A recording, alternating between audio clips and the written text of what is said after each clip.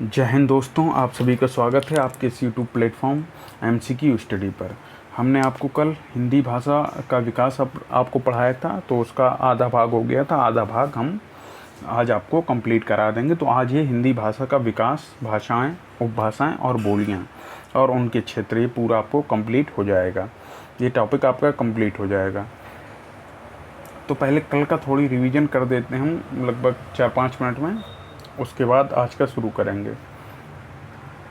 तो हमने बताया था कि जो भाषा शब्द की उत्पत्ति हुई थी, किससे हुई थी? हिंदी भाषा भाषा शब्द की उत्पत्ति भाष धातु से हुई थी, जिसका अर्थ क्या होता है? जिसका अर्थ होता है बोलना अथवा कहना। और भाषा क्या हो जाती है? तो वह माध्यम जिसके द्वारा मनुष्य अपने भावों, विचारों और भावनाओं को व्यक्त कर सकता है, वो भाषा कहलाता है। और उपभाषा क्या होती है? और भाषा का क्षेत्रीय रूप बोली कहलाता है। भाषा हमने बता दी, भाषा का क्षेत्रीय रूप बोली कहलाता है। और जब बोली का क्षेत्र थोड़ा विकसित हो जाता है और उसमें साहित्य रचना वगैरह होने लगती है, तो उपभाषा वो उपभाषा बन जाती है। तो याद रखिएगा, हमने आपको भाषा बताया, उपभाषा बताया, बोली बताया। तो हिंदी की जो आदि जननी मानी जाती है, उसे किसे माना जाता है? संस्कृत को। संस्कृत लगभग सभी भारतीय भाषाओं की जननी है। हिंदी की लिपि हमने आपको बताया था, क्या बताया था? देवनागरी होती है। और देवनागरी लिपि जो है, हिंदी के अलावा मराठी, संस्कृत और नेपाली की भी होती है। उर्दू की जो लिपि है वो अरबी है। और प्राचीन संस्कृत और पाली, इन दोनों की जो लिपि है वो ब्राह्मी है। हमने बताया था कि अधिकतर भारतीय भाषाओं की लिपि जो है क्या है? ब्राह्मी है। हमने आपको ये कल बताया था। और पंजाबी भाषा की जो लिपि है, पंजाबी भाषा की लिपि कौन सी है? पंजाबी भाषा की लिपि है गुरुमुखी। याद रखिएगा, गुरुमुखी। गुरुमुखी की को किसने खोजा था? मतलब किसने गुरुमुखी का आविष्कार किया था लिपि का? वो किया था जो गुरु अंगद देव ने। याद रखिएगा। तो इसमें से जो याद रखने का है, पंजाबी की लिपि गुरुमुखी, इसकी खोज अंगद देव ने की थी। उर्दू की लिपि अरबी, प्राचीन संस्कृत व पाली की लिपि ब्राह्मी अधिकतर भाषाओं की लिपि ब्राह्मी है। और देवनागरी की कौन कौन से हो जाएगी? देवनागरी लिपि मराठी, हिंदी, संस्कृत, नेपाली की लिपि होगी देवनागरी। हम आगे चलते हैं। सबसे पहले बोली जाने वाली भाषा संस्कृत है। हमने आपको बताया था कि सबसे पहले संवाद या बातचीत संस्कृत में हुई थी। हिंदी शब्द की उत्पत्ति हमने बताया था कि ईरानी भाषा से मानी जाती है। सिंधु से हिंदू बना, क्योंकि वो सा को हा ईरानी लोग और धा को दा बोलते थे, तो सिंधु से हिंदू बना। हिंदू जिस क्षेत्र में रहते थे वो हिंद कहलाया, और हिंद की भाषा हिंदी कहलाई। सबसे पहले हिंदी का प्रयोग हिंदवी उन्होंने नाम दिया था। किसने? अमीर खुसरो ने। हिंदी भाषा का प्रयोग अमीर खुसरो ने किया। अमीर खुसरो को तोता ए हिंद के नाम से जान जाता है। इन्होंने हिंदी को हिंदवी नाम दिया था। इसके अलावा रूप के आधार पर हिंदी वियोगात्मक या विश्लिष्ट भाषा। वियोगात्मक या विश्लिष्ट भाषा क्या होती है? हमने आपको कल बताया था कि इसमें जो कारक रहता है वो शब्द से अलग होके रहता है। जैसे मनुष्य का, ये जो है मनुष्य से अलग लिखा है वो का। लेकिन यदि संस्कृत होगी तो संस्कृत यहाँ वियोगात्मक की जगह संयोगात्मक एवं या संश्लिष्ट भाषा होगी। तो जैसे संस्कृत में लिखा जाता है मनुष्यस्य, तो इसमें मनुष्य का अर्थ निकला, तो इसमें पूरा एक साथ ही लिख दिया जाता है। तो जो संस्कृत है वो संश्लिष्ट भाषा के रूप में आती है। अब हिंदी का जन्म हमने बताया था कि हिंदी की आदि जननी क्या मानी जाती है? हिंदी की आदि जननी मानी जाती है संस्कृत। तो संस्कृत सबसे पहले आई। संस्कृत के 2 रूप बताए थे, वैदिक एवं लौकिक संस्कृत। ये किस में बताए थे हमने? कि पढ़ने के अष्टाध्यायी में वैदिक और लौकिक संस्कृत का हमें जिक्र मिलता है। फिर पाली आई 500 ईसा पूर्व से 1 ईस्वी तक। प्राकृत आई फिर 1 ईस्वी से 500 ईस्वी तक। फिर अपभ्रंश आई 500 ईस्वी से 1000 ईस्वी तक। और फिर अपभ्रंश से हिंदी की उत्पत्ति होती है, हिंदी का विकास होता है। 1000 ईस्वी से अब तक हिंदी चल रही है। और जो बुद्ध के उपदेश दिए गए पाली भाषा में दिए गए, और जैन धर्म के उपदेश प्राकृत भाषा में दिए गए। ये भी हमने आपको कल बताया था। और ये भी याद रखिए कि प्राकृत जो साहित्य है, इसका जो सबसे पुराना व्याकरण लिखा है वो किसने लिखा है? प्राकृत भाषा का सबसे पुराना व्याकरण लिखा है वररुचि ने।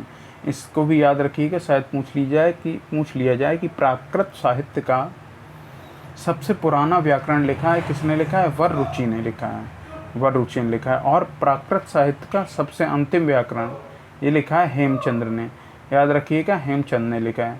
तो पहला सबसे पुराना लिखा है वररुचि ने और सबसे आखिरी लिखा है हेमचंद्र ने प्राकृत साहित्य का व्याकरण। तो हमने आपको बताया कि हिंदी का जो उदय हुआ वो अपभ्रंश से हुआ है, ठीक है, और जबकि हिंदी की आदि जननी मानी जाती है संस्कृत।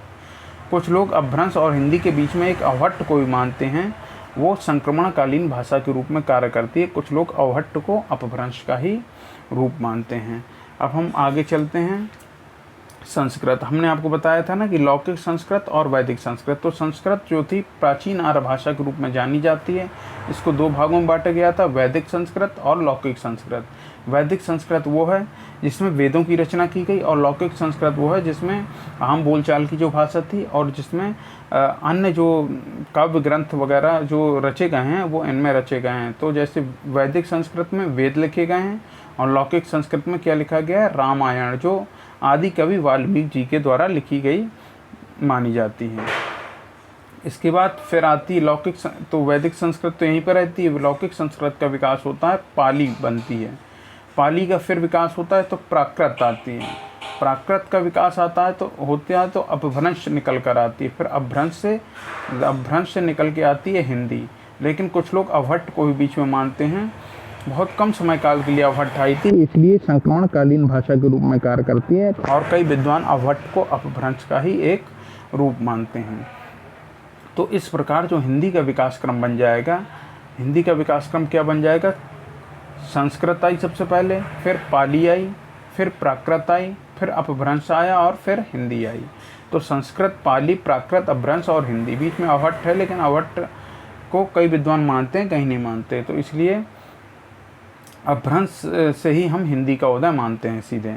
फिर हम देख लेते हैं कि कुछ अपभ्रंश हैं, उनसे कौन सी आधुनिक भारतीय भाषाओं का जन्म हुआ या भाषाओं का जन्म हुआ। तो सौर सेनी अपभ्रंश जब हम लेते हैं तो सौर सेनी अपभ्रंश से पश्चिमी हिंदी, गुजराती और राजस्थानी, पश्चिमी हिंदी, गुजराती और राजस्थानी। लेकिन अगर हम ये जब भाषाओं के बारे में बात करेंगे तब कहा ही है। जब हम बोलियों के बारे में बात करेंगे तो बोलियों में क्या हो जाएगा कि पहाड़ी भी सौर श्रेणी के अंदर आ जाएगी। पहाड़ी जो है वो सौर श्रेणी के अंदर आ जाएगी। अभी पहाड़ी खस के विकसित हुई मानी जाती है। तो याद रखिए, पहले इतना ही जान लीजिए कि सौर श्रेणी जो है पश्चिमी हिंदी, गुजराती और राजस्थानी। पैसाची अपभ्रंश से विकास हुआ लहंदा और पंजाबी का। ब्राह्मण अपभ्रंश से विकास हुआ सिंधी का। महाराष्ट्री अपभ्रंश से विकास हुआ मराठी का। इसके अलावा खस अपभ्रंश से विकास हुआ पहाड़ी का। मागधी से बिहारी, बांग्ला, उड़िया और असमिया, इनका विकास हुआ। अर्धमागधी से पूर्वी हिंदी। हमने आपको ये सब कल पढ़ाया है। अगर आपको कल का लेक्चर देखना हो तो हम डिस्क्रिप्शन बॉक्स में उसकी लिंक पिन कर देंगे, आप जाकर देख सकते हैं। इसके अलावा हिंदी की हमने आपको बताई थी कि 5 उपभाषाएं हैं। कौन कौन सी 5 उपभाषाएं हैं? पश्चिमी हिंदी, पहाड़ी हिंदी, राजस्थानी हिंदी, बिहारी हिंदी और एक आती है पूर्वी हिंदी, जो नीचे लिखी होगी, ये देखिए, ये पूर्वी हिंदी। तो ये 5 होते हैं उपभाषाएं। अब इन उपभाषाओं की बोलियां भी होती हैं। तो पश्चिमी हिंदी की जो बोलियां हैं वो ब्रजभाषा, बुंदेली, कन्नौजी, खड़ी बोली या इसी को कौरवी कहते हैं, हरियाणवी या इसी को बांगरू भी कहते हैं। तो ये हो गई पश्चिमी हिंदी की 5। पहाड़ी हिंदी की कुछ लोग इसे पश्चिमी पहाड़ी और मध्यवर्ती पहाड़ी में बांटते हैं, लेकिन आप इसे ना देख के केवल ये देखिए कुमाऊनी और गढ़वाली। तो याद रखिएगा, पश्चिमी हिंदी की 2 हो जाएंगी, कुमाऊनी और गढ़वाली। इसके अलावा राजस्थानी हिंदी से 4 बोलियां निकल कर आती हैं, मेवाती, मारवाड़ी, जयपुरी और मालवी। कौन कौन सी? मेवाती, मारवाड़ी, जयपुरी और मालवी, ये निकल के आती हैं। और जयपुरी को हम ढूढ़ाणी भी कहते हैं। जैसे हम खड़ी बोली को कारवी कहते हैं, ऐसी जयपुरी को ढूढ़ाणी भी कहते हैं। तो याद रखिएगा। तो राजस्थानी हिंदी से 4 बोलियां निकल के आई। बिहारी हिंदी में बांग्ला, उड़िया, असमिया नहीं होगा, यहाँ पे आएगी, गलत लिख गया है, यहाँ पे आएगी मगही, मैथिली और भोजपुरी, याद रखिएगा। कौन कौन सी? मगही, मैथिली और भोजपुरी, ये 3 आती हैं। मगही का अर्थ है मगध क्षेत्र में बोली जाने वाली, मैथिली का मैथिली वाले क्षेत्र में बोली जानी, भोजपुरी का भोजपुर और आसपास के क्षेत्र में बोली जाने वाली भाषा भोजपुरी कहलाती है। तो बिहारी हिंदी की 3 हो जाएंगी, एक मगही, मैथिली और भोजपुरी, तो ये 3 हो जाएंगी।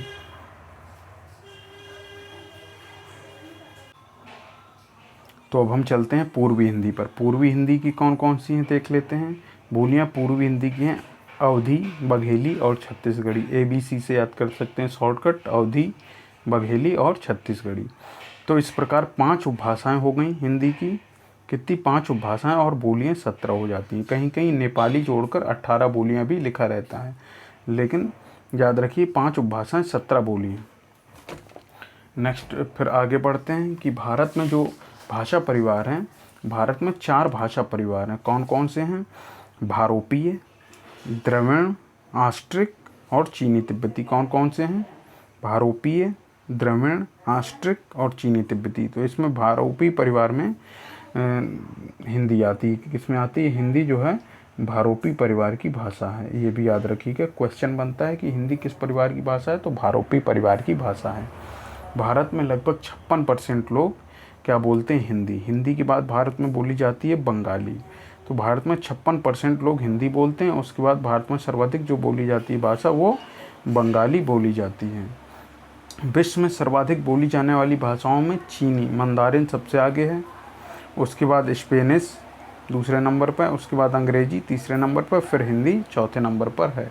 याद रखिएगा, विश्व में हिंदी चौथे नंबर पर और भारत में हिंदी पहले नंबर पर बोली जाती है। और विश्व में सर्वाधिक बोली जाने वाली भाषा है मंदारिन अर्थात चीनी। तो इसे भी याद रखिएगा, पूछे जाते हैं प्रश्न। इसके अलावा हम बताते हैं कि भारतीय संविधान में जो हिंदी मतलब भाषाओं का प्रावधान किया गया है वो किस में किया गया है? वो किया गया है भाग 17 अनुच्छेद कौन सा है? हमने आपको कल बताया था 343 से 351 तक। और अगर अनुसूची की बात की जाए तो अनुसूची कौन सी है? 8वीं अनुसूची है। 8वीं अनुसूची में वर्तमान में 22 भाषाओं का जिक्र किया गया है, लेकिन पहले 14 भाषाएं थी। ठीक है, 14 भाषाएं थी। तो हमने आपको बताया था कि किस प्रकार ये 22 हुई। 21वां संविधान संशोधन से जुड़ी थी सिंधी 1967 में। फिर 71वां संविधान संशोधन 1992 से जुड़ी थी कोंकणी, मणिपुरी, नेपाली। फिर 91वां संविधान संशोधन नहीं है, ये 92वां है, इसे सही कर लीजिएगा। 92वां संविधान संशोधन 2003 से 8वीं अनुसूची में 4 भाषाएं और जोड़ी गई थी, बोडो, मैथिली, डोगरी और संथाली। तो किसे जोड़ा गया था? पहले 14 सिंधी जुड़ी, एक 15, फिर ये 3 कोंकणी, मणिपुरी, नेपाली जुड़ी, 3 18 और 4 फिर जोड़ती हैं बोडो, मैथिली, डोगरी और संथाली। तो ये हो जाता है 22। तो वर्तमान में 22 भाषाएं हैं, याद रखिएगा। और राजभाषा अधिनियम कब आया था? तो राजभाषा अधिनियम 1963 में आया था, याद रखिएगा। राजभाषा अधिनियम 1963 में आया था। इसके अलावा अब हम देख लेते हैं कि जो हिंदी की प्रमुख बोलियां हैं उनके क्षेत्र कहाँ कहाँ हैं। अब आज का शुरू होता है कि हिंदी की प्रमुख बोलियां और उनके क्षेत्र कुछ, फिर हम लास्ट में आपको इम्पॉर्टेंट भी कुछ चीज़ें बता देंगे, जैसे जो फैक्ट वाइज हैं वो हम आपको बता देंगे। तो पहले यहाँ पे हिंदी की प्रमुख बोलियां और उनके क्षेत्र देख लेते हैं। तो जो हिंदी की प्रमुख बोलियां हैं, जैसे ब्रज, हमने बताया था ब्रज किससे? ब्रज जो है कहाँ कहाँ बोली जाती है? मथुरा, आगरा, अलीगढ़, बरेली, बदायूं, एटा, मैनपुरी, गुड़गांव, भरतपुर और करौली। मेन क्षेत्र मथुरा और आगरा में जरूर बोली जाती है। फिर ये अलीगढ़, बरेली, बदायूं, एटा, मैनपुरी, गुड़गांव, भरतपुर और करौली में क्षेत्र में भी बोली जाती है। तो इसे याद रखिएगा, क्योंकि प्रश्न बनते हैं कि जैसे एक ज़िला दे दिया, मान लीजिए अलीगढ़ दे दिया, तो इसमें पूछ लेंगे कि कौन सी भाषा बोली जाती है, तो हम बताएंगे ब्रज। या फिर दे दिया कि मथुरा में कौन सी भाषा बोली जाती है, तो मथुरा में ब्रज भाषा, मथुरा में भी ब्रज भाषा बोली जाती है। तो इसके अलावा हम देखते हैं कि कौरवी या खड़ी बोली कहाँ पे बोली जाती है? कौरवी या खड़ी बोली बोली जाती है कहाँ पे बोली जाती है? दिल्ली, शामली, गौतम बुद्ध नगर, सहारनपुर, मुरादाबाद, बिजनौर, रामपुर, मुजफ्फरनगर, हापुड़ और मेरठ। याद रखिएगा। मेरठ दिल्ली के आसपास के क्षेत्र में ये खड़ी बोली जिसका नाम कौरवी भी है वो बोली जाती। कहाँ कहाँ एक बार देख लेते हैं। मेरठ, दिल्ली, शामली, गौतम बुद्ध नगर, सहारनपुर, मुरादाबाद, बिजनौर, रामपुर, मुजफ्फरनगर और हापुड़ में खड़ी बोली बोली जाती है। उसके बाद हम चलते हैं, कौन सी भाषा चलते हैं, कन्नौजी। हाँ, कन्नौजी जो है वो कन्नौजी जो बोली जाती है वो कन्नौज के आसपास के क्षेत्र में बोली जाती है। कन्नौज तो रहेगा ही, इसमें कन्नौज ही भूल गया क्योंकि कन्नौजी लिखा था, तो कन्नौज तो रहेगा ही। कन्नौज के आसपास के क्षेत्र भी रहेंगे, कौन कौन से, जैसे हरदोई, पीलीभीत, शाहजहाँपुर, कानपुर, इटावा और फर्रुखाबाद, इनमें भी कन्नौजी बोली जाती है। कन्नौज तो इसमें रहेगा ही, नाम से आपको पता चलेगा कन्नौज। और बाकी इसके अलावा हरदोई, पीलीभीत, शाहजहाँपुर, कानपुर, इटावा और फर्रुखाबाद में भी कन्नौजी भाषा देखने को मिलती है। इसके अलावा फिर हम चलते हैं गढ़वाली। गढ़वाली भाषा जो है, गढ़वाली यानी ये उत्तराखंड के क्षेत्र के आसपास, उत्तराखंड वाले क्षेत्र में अधिकतर बोली जाती है। जैसे हम देख लेंगे टिहरी ज़िला, चमोली ज़िला, गढ़वाल ज़िला और उत्तरकाशी, यहाँ पर कौन सी भाषा बोली जाती है, गढ़वाली। टिहरी ज़िला, चमोली ज़िला, गढ़वाल ज़िला और उत्तरकाशी में गढ़वाली बोली जाती है। याद रखिएगा, पूछा जा सकता है कि गढ़वाली भाषा कहाँ पर बोली जाती है, तो आपको याद रखना है। इसके अलावा चलते हैं आगे, कुमाऊनी। कुमाऊनी भाषा कहाँ पर बोली जाती है, कुमाऊनी भाषा बोली जाती है नैनीताल, अल्मोड़ा और पिथौरागढ़। इसे भी अच्छी तरह से याद रखिएगा। कुमाऊनी भाषा कहाँ पर बोली जाती है, नैनीताल में, अल्मोड़ा में, पिथौरागढ़ में कौन सी भाषा बोली जाती है, कुमाऊनी। ठीक है, कुमाऊनी भाषा बोली जाती है नैनीताल, अल्मोड़ा और पिथौरागढ़ में। इसे भी अच्छे से याद रखिएगा। इसके अलावा हम देखते हैं मारवाड़ी।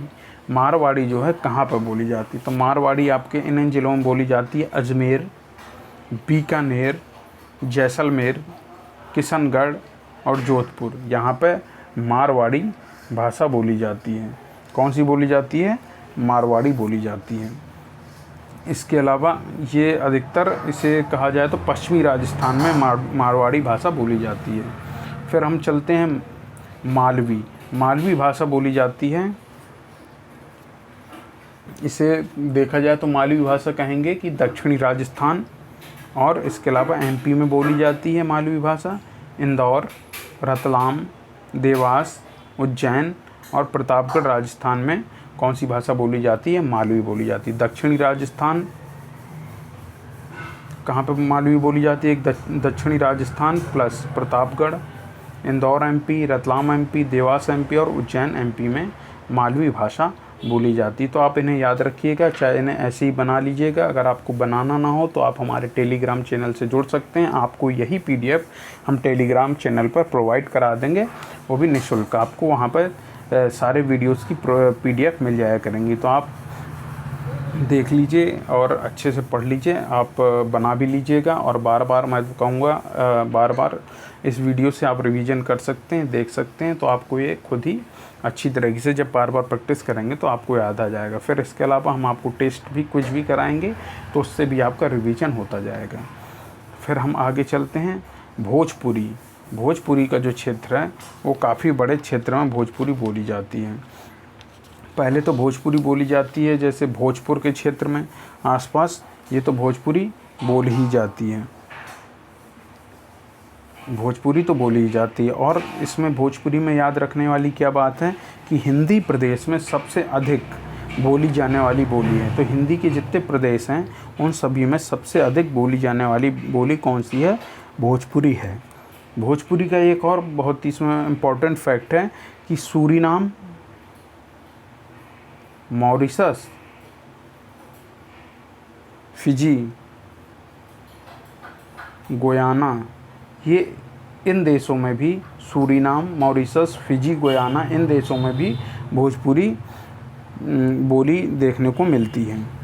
इसके अलावा भोजपुरी के अब क्षेत्र देख लेते हैं, जैसे बिहार के कुछ क्षेत्र देख लेते हैं। कौन कौन से, बिहार का सबसे पहले भोजपुर क्षेत्र, शाहाबाद, छपरा, एक बार फिर से देख लेते हैं, भोजपुर, शाहाबाद, छपरा, चंपारण, ये सब बिहार के क्षेत्र हो गए।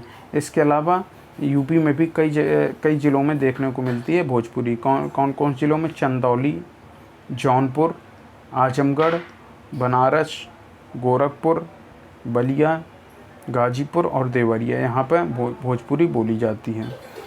तो बिहार और पूर्वी यूपी कहा जाए तो इसमें भोजपुरी बोली जाती है। इसके अलावा हमने आपको क्या बताया, सूरीनाम, फिजी, मॉरिशस, गुयाना में भी भोजपुरी बोली जाती है।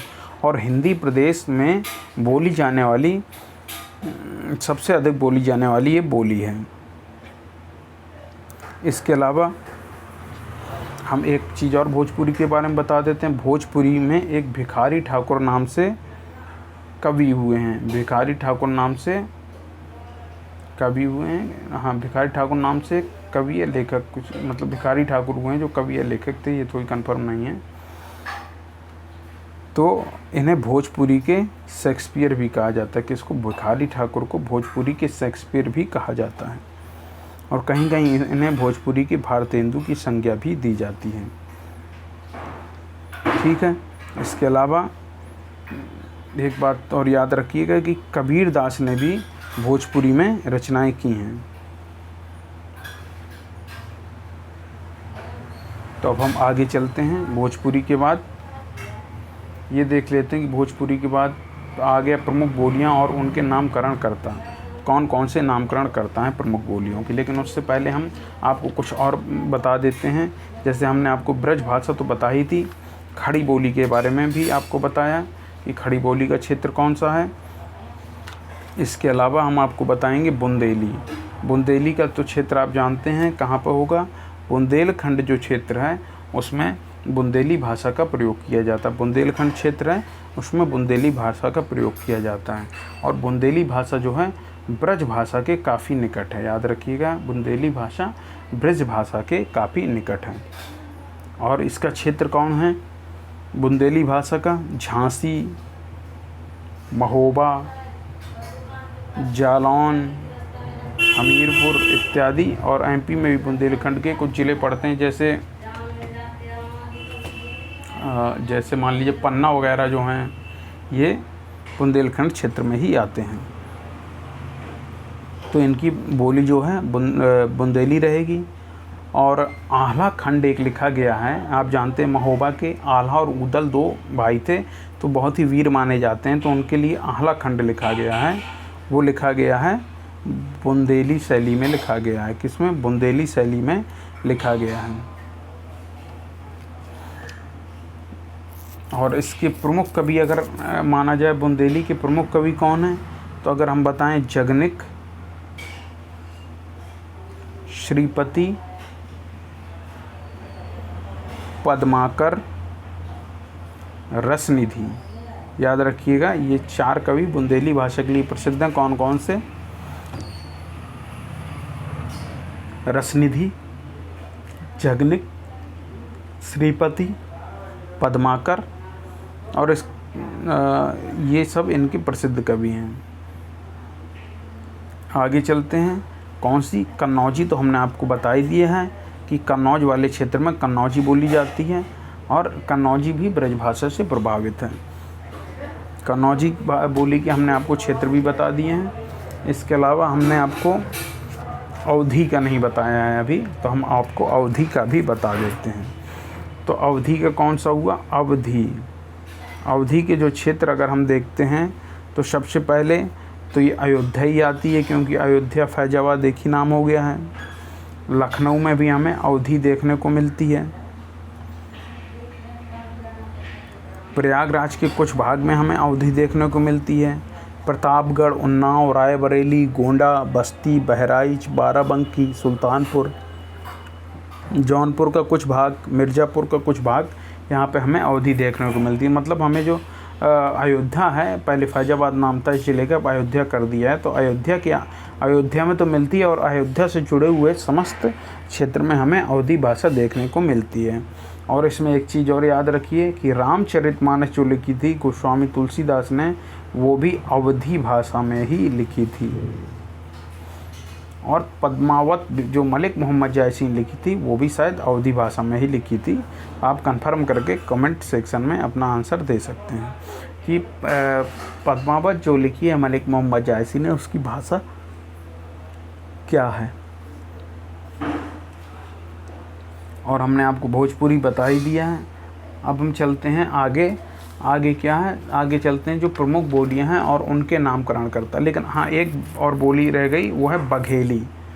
बघेली बोली जो है, हमने आपको बताया था ना पूर्वी हिंदी में कौन कौन सी आती है, अवधी, बघेली और छत्तीसगढ़ी। तो बघेली का हम क्षेत्र बता देते हैं। बघेली बोली का क्षेत्र जो है जबलपुर, जबलपुर के अलावा रीवा, जबलपुर, रीवा, मंडला, जबलपुर, रीवा, मंडला। इसके अलावा एक और मिर्ज़ापुर के कुछ हिस्से में बोली जाती है, कौन सी, बघेली बोली, याद रखिएगा। अब हम चलते हैं प्रमुख बोलियां तथा उनके नामकरणकर्ता के पास कौन कौन सी हैं। देखते हैं कि प्रमुख बोलियां तथा उनके नामकरणकर्ता कौन कौन हैं। प्रमुख बोली में कौन कौन सी बोली आ जाती है, मान लीजिए हमने आपको कौन कौन सी बताई, कौरवी अर्थात खड़ी बोली, ब्रज बोली, राजस्थानी, बिहारी, भोजपुरी, मैथिली, ये सब आपको देखने को मिलेगी और उनके नामकरण करता। तो सबसे पहले शुरू करते हैं कौरवी यानी खड़ी बोली का नामकरण किसने किया था, ये किया था राहुल सांकृत्यायन ने। राहुल सांकृत्यायन ने इसका नामकरण किया था। लेकिन जब खड़ी बोली के साहित्यिक रूप का नामकरण आ जाता है, खड़ी बोली जो है साहित्यिक नाम है। हाँ, इसमें थोड़ी याद रखिएगा कि जो खड़ी बोली नाम दिया है, ये खड़ी बोली साहित्यिक नाम है, वो दिया लल्लू लाल और सदल मिश्र ने। किसने दिया है, लल्लू लाल और सदल मिश्र ने। और उसी भाषा को कौरवी कहा है राहुल सांकृत्यायन ने। तो खड़ी बोली के दो नाम, खड़ी बोली और कौरवी। खड़ी बोली जो नाम दिया है वो दिया है लल्लू लाल जी ने और सदल मिश्र जी ने, और जो कौरवी नाम दिया है वो राहुल सांकृत्यायन ने दिया है। उसके अलावा फिर चलते हैं आगे, ब्रज बोली या इसी को ब्रज बोली भी कहते हैं। ये ईश्वर दास अर्थात ईश्वर चरण दास जी ने दी है। किसने दिया है, ब्रज बोली जो कहा है ईश्वर दास या ईश्वर चंद्र गुप्त ने इसका नाम दिया। तो याद रखिए, खड़ी बोली किसने नाम दिया, खड़ी बोली जो एक साहित्यिक नाम है वो दिया लल्लू लाल और सदल मिश्र ने। कौरवी नाम दिया राहुल सांकृत्यायन ने, और ब्रज बोली नाम दिए ईश्वर दास या ईश्वर चंद्र गुप्त ने ये नाम दिया है। अब हम चलते हैं राजस्थानी नाम दिया है किसने, ग्रियर्सन ने राजस्थानी नाम दिया है। बिहारी जो है, बिहारी नाम भी गियर्सन ने दिया है। किसने दिया है, गियर्सन ने। तो गियर्सन कुल मिला के आप देख सकते हैं यहाँ पर गियर्सन ने ही राजस्थानी और हिंदी दोनों,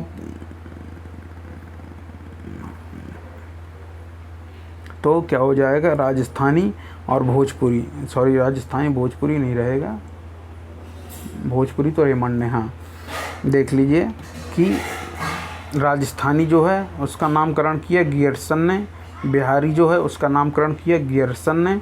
तो दो नामकरण राजस्थानी और बिहारी भाषा का नामकरण गियर्सन ने किया था। इसके अलावा हम भोजपुरी पे आते हैं। तो भोजपुरी का नामकरण जो किसने किया है वो रेमंड ने किया। भोजपुरी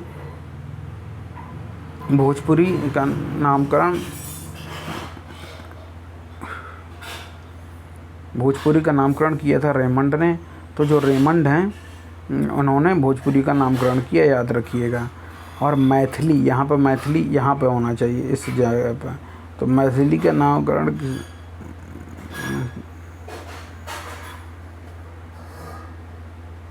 इसके अलावा हम चलते हैं, हमने आपको ये बता ही दिया था कि खड़ी बोली जो नाम दिया वो लल्लू लाल और सदल मिश्र ने दिया, और कौरवी जो नाम दिया था वो किसने दिया था, राहुल सांकृत्यायन ने। राहुल सांकृत्यायन ने यात्रा वृत्तांत बहुत अच्छे लिखे हैं। ये प्रश्न अभी पूछा गया था कि जो राहुल सांकृत्यायन जी हैं वो किस विधा से जुड़े हुए हैं, लेखन की किस विधा से जुड़े हुए हैं। तो आप बताएंगे यात्रा संस्मरण या यात्रा वृत्तांत। तो ये वीडियो का जो अभी एग्जाम हुआ था उसमें आया हुआ था।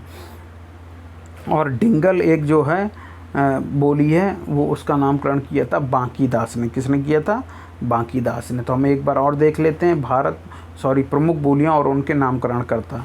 कौरवी नाम दिया राहुल सांकृत्यायन ने। ब्रजबुली नाम दिया ईश्वरदास या ईश्वर चंद्र गुप्त ने। राजस्थानी नाम दिया गियर्सन ने। बिहारी नाम दिया गियर्सन ने। इस प्रकार गियर्सन ने 2 नाम दिए हैं। इसके अलावा गियर्सन ने क्या नामकरण किया? किसका? राजस्थानी और बिहारी दोनों का नामकरण गियर्सन ने ही किया था। इसके अलावा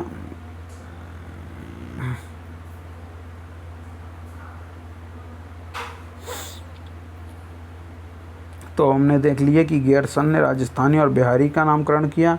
रेमंड थे, इन्होंने भोजपुरी का नामकरण किया। और मैथिली का जो नामकरण किया गया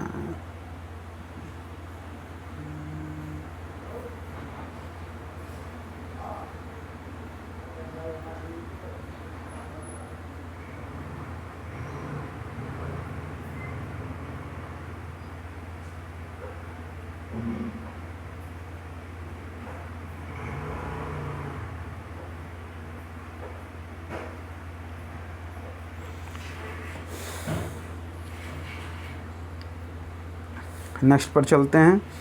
खड़ी बोली साहित्यिक नाम लल्लू लॉर और सदर मिश्र और डिंगल जो है बांकीदास ने की है। नेक्स्ट पर चलते हैं।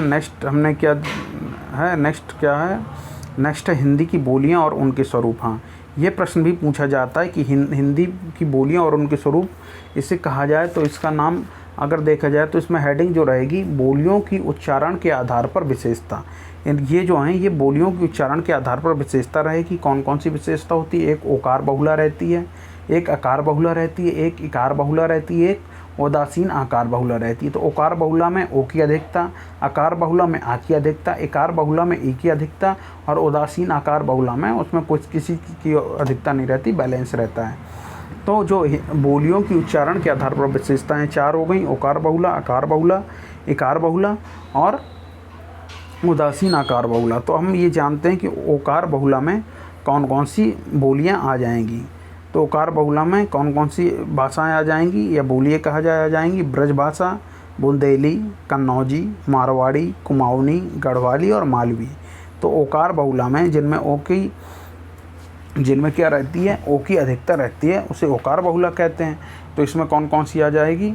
ब्रज, बुंदेली, कन्नौजी, मारवाड़ी, कुमाऊनी, गढ़वाली और मालवी, ये ओकार बहुला में आ जाएगी। इसके अलावा फिर देखते हैं अकार बहुला। अकार बहुला में कौरवी और दक्षिणी कौन सी आ जाएंगी? अकार बहुला में कौरवी और दक्षिणी आ जाएंगी।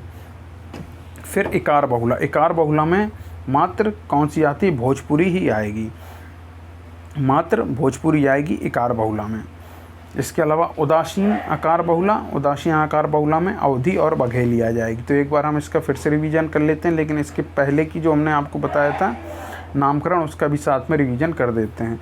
प्रमुख बोलियां और उनके नामकरणकर्ता में कौरवी राहुल सांकृत्यायन, ब्रजबोली ईश्वरदास या ईश्वर चंद्रगुप्त, राजस्थानी गियर्सन और बिहारी भी गियर्सन ने ही की है।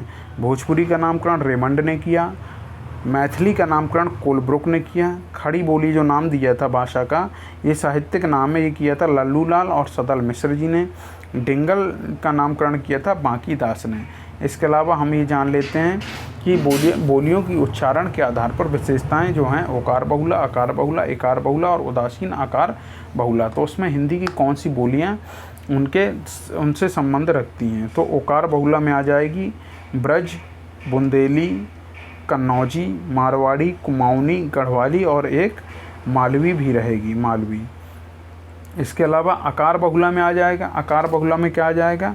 अकार बहुला में रहेगा कौरवी और दक्षिणी। अकार बहुला में कौन सी रहेगी? कौरवी रहेगी और दक्षिणी भी रहेगी। इसके अलावा हमने आपको बताया था कि इकार बहुला में कौन सी? एकमात्र भोजपुरी है। इसके अलावा उदासीन आकार बहुला में अवधी और बघेली है। तो अब हम देख लेते हैं इसके आगे का क्या है। इसके आगे है हिंदी को कुछ बीच में फैक्ट भी देख लेते हैं। क्या है कि हिंदी को जो राजभाषा का दर्जा मिला है, हिंदी को राजकीय भाषा का दर्जा दिया गया था, वो दिया गया था राज की भाषा क्या होती है?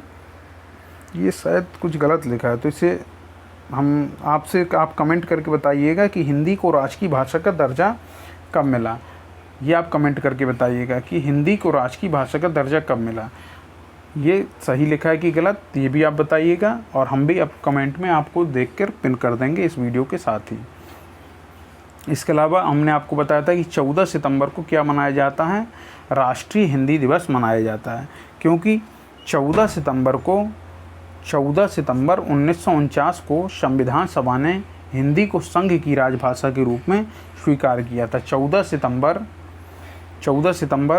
1949 को संविधान सभा ने हिंदी को संघ की राजभाषा के रूप में स्वीकार किया था, इसलिए हर साल 14 सितंबर को हम राष्ट्रीय हिंदी दिवस मनाते हैं। लेकिन याद रखिएगा, विश्व हिंदी दिवस नहीं मनाते, विश्व हिंदी दिवस मनाते हैं 10 जनवरी को, याद रखिएगा। नेक्स्ट पर चलते हैं। भाषा के आधार पर गठित होने वाला पहला राज्य कौन सा था? भाषा के आधार पर जो गठित हुआ था पहला राज्य, वो था आंध्र प्रदेश। आंध्र प्रदेश हुआ था। कब हुआ था इसका गठन? 1953 में इसका गठन हुआ था। इसके अलावा 1956 में भाषा के आधार पर राज्यों का पुनर्गठन होता है। 1956 में भाषा के आधार पर राज्यों का पुनर्गठन होता है, और इसके पुनर्गठन होने में हम 14 राज्य और 6 केंद्र शासित प्रदेशों को जोड़ते हैं। और जो प्रथम राजभाषा आयोग था, प्रथम राजभाषा आयोग कब बना था? प्रथम राजभाषा आयोग बना था 7 जून 1955 को, याद रखिएगा। कब बना था प्रथम राजभाषा आयोग? इसका गठन जो हुआ था, प्रथम राजभाषा आयोग का गठन हुआ था 7 जून 1955 को, इसका गठन हुआ था। और ये लिखा हुआ राजभाषा आयोग, इसका गठन 7 जून 1955 को हुआ था, और इसने अपना प्रतिवेदन सौंपा था सरकार को 31 जुलाई 1956 को, ठीक है। यानी अपनी सिफारिशें सौंपी थी 31 जुलाई 1956 को। और इसमें सदस्य कौन कौन थे? बीजी खेर, केपी सुब्बारायन, सुनीत कुमार चटर्जी। तो बीजी खेर जो थे ये अध्यक्ष भी थे, मतलब सदस्य रहेंगे तभी तो अध्यक्ष बनेंगे। तो बीजी खेर जो थे प्रथम राजभाषा आयोग के अध्यक्ष थे, और इनके साथ केपी सुब्बारायन और सुनीत कुमार चटर्जी भी थे। तो याद रखिएगा, प्रश्न बनता है कि प्रथम राजभाषा आयोग का गठन कब हुआ था? तो हम बताएंगे 7 जून 1955 को। इनने प्रतिवेदन कब सौंपा था? 31 जुलाई 1956 को। और इसके जो अध्यक्ष हैं, ये बहुत इंपॉर्टेंट है कि अध्यक्ष कौन है, तो बीजी खेर जो हैं इसके अध्यक्ष हैं। अब हम विश्व हिंदी सम्मेलन के बारे में जान लेते हैं। तो विश्व हिंदी सम्मेलन हुआ था, पहला विश्व हिंदी सम्मेलन जो हुआ था वो हुआ था 10 से 14 जनवरी 1975 में। कहाँ पर? नागपुर में। 10 से 14 जनवरी, यही 10 जनवरी जो है, इसी 10 जनवरी को मनाया जाता है विश्व हिंदी दिवस, याद रखिएगा। क्यों मनाया जाता है अब आपको समझ में आ गया, क्योंकि विश्व हिंदी सम्मेलन 10 से 14 जनवरी 1975 को पहला विश्व हिंदी सम्मेलन हुआ था। तो 10 जनवरी यहीं से लिया गया विश्व हिंदी दिवस मनाने के लिए। तो प्रथम विश्व हिंदी सम्मेलन याद रखिएगा, पूछा जाता है। तो ये प्रथम विश्व हिंदी सम्मेलन जो है 10 से 14 जनवरी 1975 में नागपुर में हुआ था, और इसके अध्यक्ष भी पूछे जाते हैं क्योंकि पहला सम्मेलन है। तो अध्यक्ष जो हैं इसके शिवसागर राम गुलाम जी हैं, याद रखिएगा।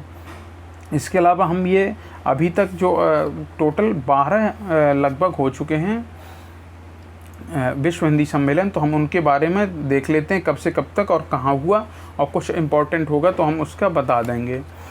तो ये याद रखिएगा कि जो विश्व हिंदी सम्मेलन होते हैं, क्यों होते हैं? हिंदी भाषा का ये सबसे बड़ा सम्मेलन है। इसमें बहुत ही कवि, लेखक दुनिया भर में जो हिंदी भाषा को प्रोत्साहित करना चाहते हैं, विकास करना चाहते हैं, हिंदी भाषा को फैलाना चाहते हैं, वो सभी लोग, और हिंदी भाषा में अपनी रुचि रखते हैं, वो सभी लोग इस विश्व हिंदी सम्मेलन में दुनिया के अलग अलग देशों से आते हैं और इसमें शामिल होते हैं। विश्व हिंदी सम्मेलन जो है हिंदी भाषा का सबसे बड़ा अंतर्राष्ट्रीय सम्मेलन है। और हम एक चीज़ और बताना आपको भूल गए कि विश्व हिंदी सम्मेलन हमने आपको बताया पहला कब हुआ था? 10 से 14 जनवरी 1975 नागपुर में। अध्यक्ष थे शिवसागर राम गुलाम जी, और इसमें एक थीम भी थी, याद रखिएगा। थीम कौन सी थी? थीम थी वसुधैव कुटुंबकम।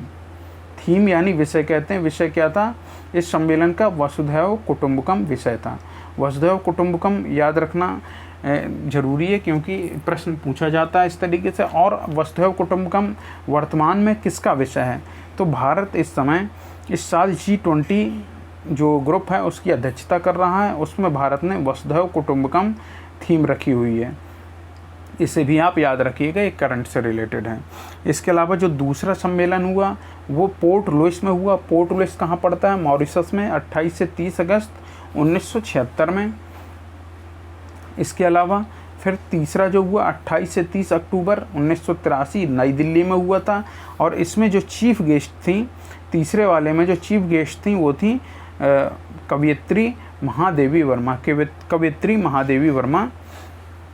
नई दिल्ली वाले जो तीसरा विश्व हिंदी सम्मेलन है उसमें मुख्य अतिथि थी। और ये जो दूसरा जो हुआ था पोर्ट लुइस में मॉरिशस में, इसलिए हुआ था क्योंकि मॉरिशस में हिंदी बोली और लिखी भी जाती है। आगे चलते हैं। चौथा हुआ था 2 से 4 दिसंबर 1993 पोर्ट लुइस में। पाँचवा हुआ था 4 से 8 अप्रैल 1996 पोर्ट ऑफ स्पेन में। इसके अलावा 14 से 18 सितंबर 1999 छठवां लंदन में। सातवां हुआ 5 से 9 जून 2003 पारमारिबो सूरीनाम में। पारमारिबो जगह का नाम है ये, सूरीनाम में। इसके अलावा आठवां हुआ 13 से 15 जुलाई 2007। 13 से 15 जुलाई 2007 ये कहाँ पे हुआ? न्यूयॉर्क में हुआ। इसके अलावा नौवां जो हुआ 22 से 24 सितंबर 2012 जोहान्सबर्ग में हुआ। 10वां जो हुआ 10 से 12 सितंबर ये हुआ भोपाल में। 11वां हुआ 18 से 20 अगस्त 2018 पोर्ट लुइस में। और जो 12वां हुआ है, 12वां सबसे लेटेस्ट है, ये इसी साल 2023 में ही हुआ है। 15 से 17 फरवरी फिजी के नाड़ी शहर में ये वैश्विक हिंदी सम्मेलन हुआ है। कौन से नंबर का? 12वां। कब से कब तक? 15 से 17 फरवरी 2023 में। और किस शहर में हुआ? फिजी के नाड़ी शहर में हुआ है। और जगह कौन सी थी? देनराउ द्वीप कन्वेंशन में ये सम्मेलन हुआ। और इसकी थीम जो थी इस साल की, क्योंकि ये सबसे लेटेस्ट है तो इसकी थीम भी आप याद रखिएगा। थीम थी पारंपरिक ज्ञान से आर्टिफिशियल इंटेलिजेंस।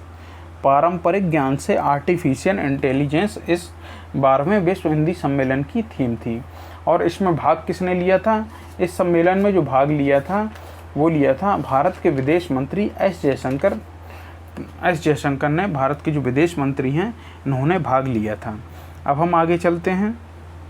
तो इसमें पहला और 12वां तो याद रखिएगा क्योंकि पहला इम्पोर्टेंट है और जो सबसे लेटेस्ट है ये भी इम्पोर्टेंट है। इसके अलावा अगर हो सके तो आप थोड़ी बहुत इनको एक दो बार पढ़ सकते हैं जिससे आपको याद रहे कि कब कब विश्व हिंदी सम्मेलन हुआ है।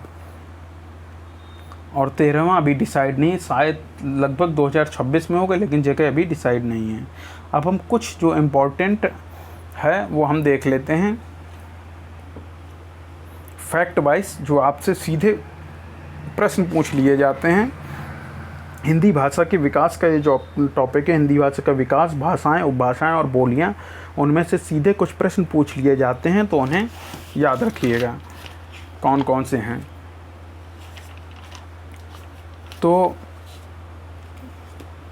पहला जो है, पहला हिंदी की आदि जननी किसे माना जाता है?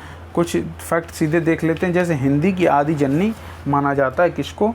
संस्कृत को, हमने आपको बताया भी है। और जो है प्राचीन आर्य भाषाएं, हमने आपको बताया था 2 भागों में रही। प्राचीन आर्य भाषा कौन सी है? संस्कृत, जिसे 2 भागों में बांटा गया, वैदिक संस्कृत और लौकिक संस्कृत, ठीक है। इसके अलावा जो पाली भाषा है जो वो भारत की प्रथम देश भाषा कही जाती। पाली भाषा को क्या कहा जाता है? पाली भाषा को याद रखिएगा भारत की प्रथम देश भाषा, भारत की प्रथम देश भाषा कहा जाता है। क्योंकि अगर आपसे क्वेश्चन पूछ लिया गया कि भारत की प्रथम देश भाषा कौन है तो हम लोग हिंदी या संस्कृत लगाए आएंगे, लेकिन याद रखिएगा पाली भारत की प्रथम देश भाषा है। पाली में कौन कौन से जो बौद्ध ग्रंथ थे वो पाली में लिखे गए, जैसे त्रिपिटक, विशुद्धिमग्ग, अट्टकथा, ये सब किस में लिखे गए? बौद्ध ग्रंथ जो हैं ये पाली भाषा में लिखे गए। इसके अलावा जो प्राकृत भाषा आती है उसमें क्या है? प्राकृत भाषा जो है उसमें जैन साहित्य लिखा गया है। जैन साहित्य जो है प्राकृत भाषा में लिखा गया है। और हमने आपको बताया था कि प्राकृत भाषा का जो सबसे पुराना व्याकरण लिखा है वो लिखा है वररुचि ने, और जो सबसे अंतिम व्याकरण लिखा है वो लिखा है हेमचंद्र ने। याद रखिएगा, हेमचंद्र। हेमचंद्र को क्या कहा जाता है? प्राकृत का पाणिनि भी कहा जाता है। याद रखिएगा, प्राकृत का पाणिनि भी इनको कहा जाता है। किनको? हेमचंद्र को। इसके अलावा अपभ्रंश, अपभ्रंश के बारे में बात कर लेते हैं। अपभ्रंश जो है, अपभ्रंश का प्राचीनतम उदाहरण हमें नाट्य शास्त्र में मिलता है। किस में मिलता है? नाट्य शास्त्र में हमें देखने को मिलता है। प्रथम प्रयोग भी कह सकते हैं, प्रथम उदाहरण भी कह सकते हैं अपभ्रंश भाषा का, हमें नाट्य शास्त्र में मिलता है। नाट्य शास्त्र किसने लिखा है? भरत मुनि द्वारा रचित है। याद रखिएगा, भरत मुनि द्वारा रचित है नाट्य शास्त्र। भाषा के अर्थ में, अगर भाषा के अर्थ में अपभ्रंश शब्द का प्रयोग किया है तो सबसे पहले चंड ने किया। याद रखिएगा, चंड ने भाषा के अर्थ में अपभ्रंश शब्द का प्रयोग किया है। और अपभ्रंश का अगर आपको सर्वप्रथम प्रामाणिक प्रयोग देखना हो तो प्रामाणिक प्रयोग जो आपको अपभ्रंश का मिलता है, सर्वप्रथम प्रामाणिक प्रयोग वो महाभाष्य से मिलता है। महाभाष्य किसने लिखा है? पतंजलि ने लिखा है।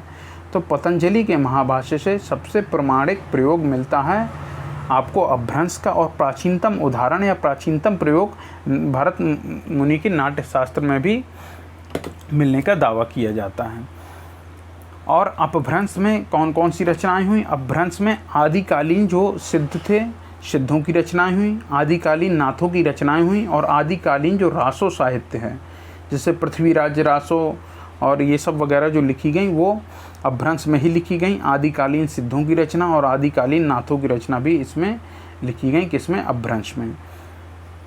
इसके अलावा हम देख लेते हैं, क्या देख लेते हैं कि जो हिंदी भाषा जो है, हमने आपको बताया था हिंदी भाषा वस्तुतः फारसी भाषा का शब्द है। कहाँ से आया? ईरान, अर्थात ईरान या इसी को फारस कहते थे पहले। तो फारसी मान लीजिए या ईरानी मान लीजिए, कुछ भी मान लीजिए, एक ही बात है। ये फारस या ईरान एक ही बात है, इसे कहते थे। ईरान को पहले फारस कहा जाता था। तो अगर आता है कि हिंदी किस भाषा का शब्द है, तो अगर फारसी दिया होगा तो हम फारसी मार देंगे, ईरानी दिया होगा तो ईरानी मार देंगे, क्योंकि एक ही बात है।